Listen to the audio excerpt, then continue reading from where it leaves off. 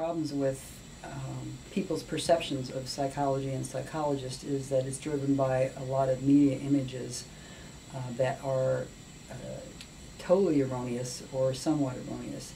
And so people get a very distorted view of psychology. In fact, the stereotype of the psychologist is the touchy-feely person they see on one of the talk shows or in a movie. In fact, psychology covers a range of areas, everything related to human behavior, thinking, motivation, emotion, and so forth, which is essentially everything people do. You know, whatever environment people are in, psychology is there.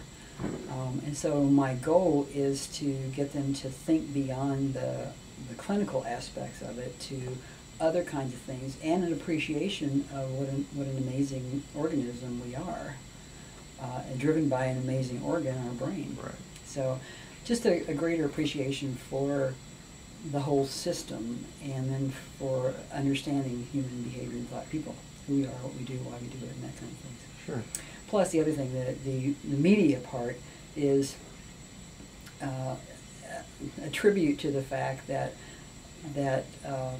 there is a lot of information in the media that we intake into our brain on a daily basis, and the more times we see these things into our brain and think about them, the more impact they actually have on our behavior and our thinking and our emotional responses and so forth. However, most people, if you ask them, for example, if this movie had this horribly graphic, bloody movie had any impact on them, will say, no, I know it's not real. Had no effect on me, when in fact, that's not true. We have lots of evidence, the laws of learning. I mean, repetition, the more times things go in, the more likely we're going to remember it. The more likely it's going to have an impact on how we think and so forth. And certainly media images just are pounded into our brain 7 hours a day, I think, is the average that people have TVs on. About 4 hours they're watching it. So lots of stuff gets in our brain at that point in time. And what is getting into our brain is also important, not just the fact that it's doing, but what kinds of things you're getting in. And what is being modeled for us is a way to behave in the world, a way to have relationships, a way to do business, a way to buy products, and so forth. And we rarely ever question whether, at any kind of really reasonable level, whether those are good models of how we're supposed to do things. And we know there's a lot of research that shows that watching violence on television, playing violent video games, causes increased aggression in particularly males, but also in females. That has not only consequences for the actual person who's doing the behavior, but it has consequences for society as a whole. And it has had consequences as we see our society becoming increasingly more aggressive and violent. So getting the media out there in the open so that the students can take a look at it, it's going to be a quick look.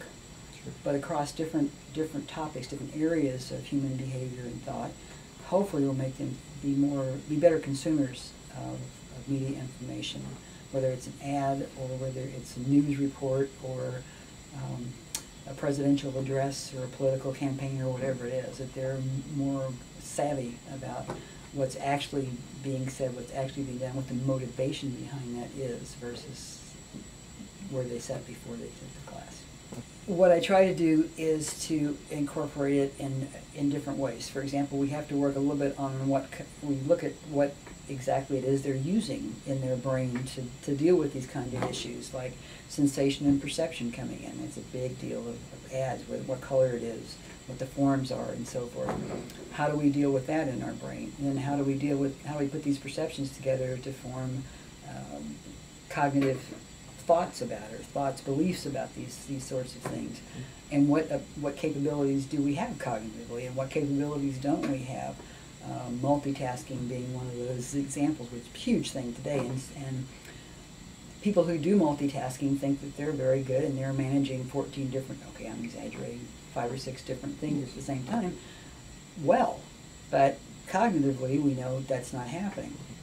So trying to get them a sense for actually what our brain can do and what it can't do, the kinds of mistakes that we make when we're dealing with information coming in from the external world. And that can be from the media, or it can be from our friend, trying to persuade us of something, or that kind of thing. Trying to get a sense for what exactly we're capable of. Then we, of course, we talk about emotional responses too, and our motivation, and what we want to believe, what we don't want to believe, and how we handle those things differently, those kinds of things. So throughout the course, when we do our topics, typically in the morning when we're looking at the research on it and empirical stuff, trying to get them to understand that part of it, and then how do you take that into the external world? Is what you're talking about, and part of that is that we're very focused on ourselves. We're very focused on our environment. For most of us, the world is, for people that we know and places we go, the rest of the world is kind of like a story out there. You know, we see images, but we really don't. They're not really part of our life. Okay? And so, getting beyond that, and so what I ask of these students is to kind of experience being a college student, because one of the things that college students come in as is limited thinkers. So they believe as limited thinkers. And in reality, critical thinking is beyond the grasp of a whole bunch of people, adults. A lot of adults never get to that point.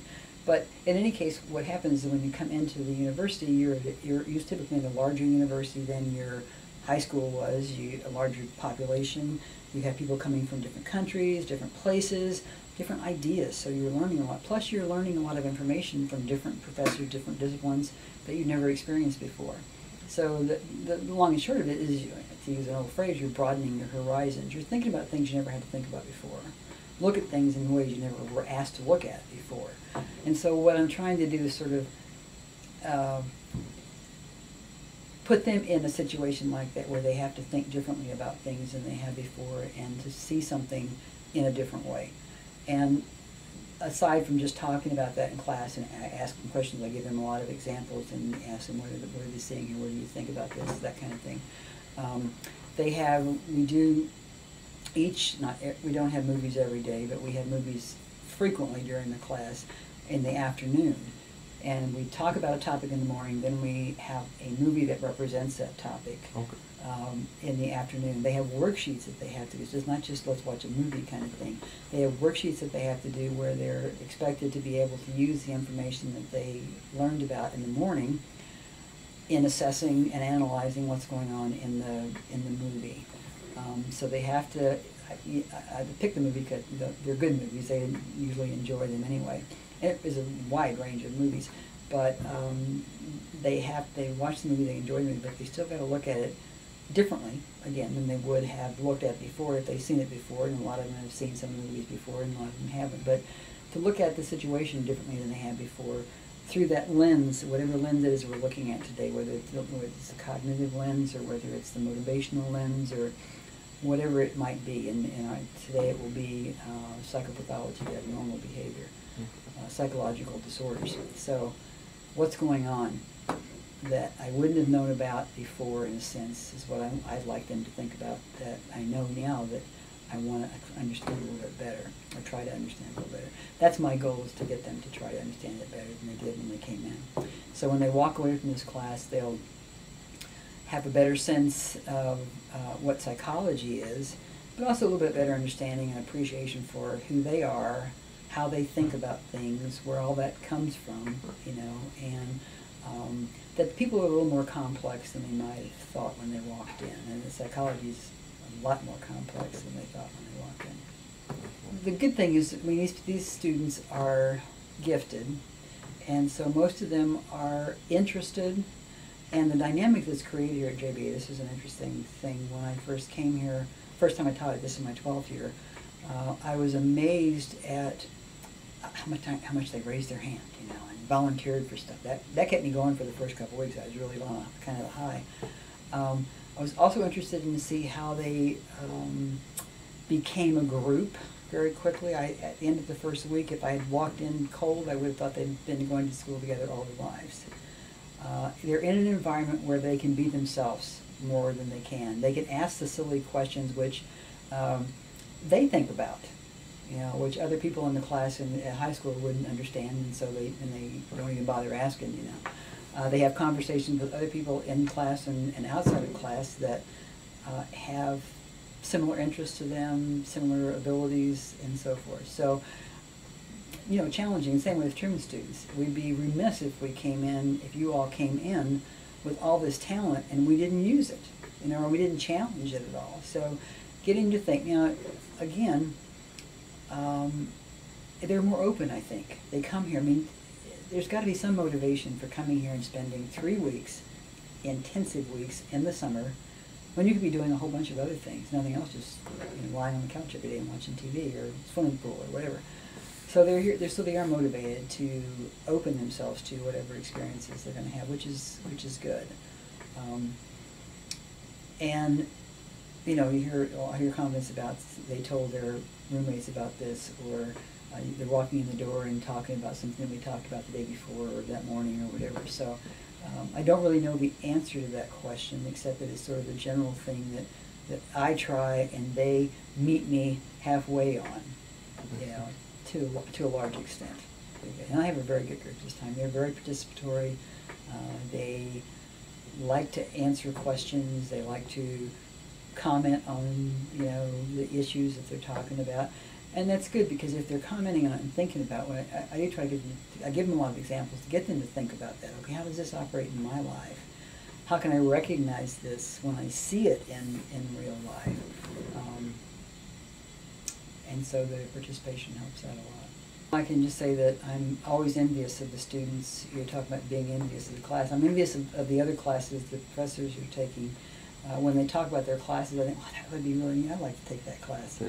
And I would have loved to, if I did not, I would love to have had the opportunity to do something like JBA when I was here, because PhDs are pretty weird people. They like learning.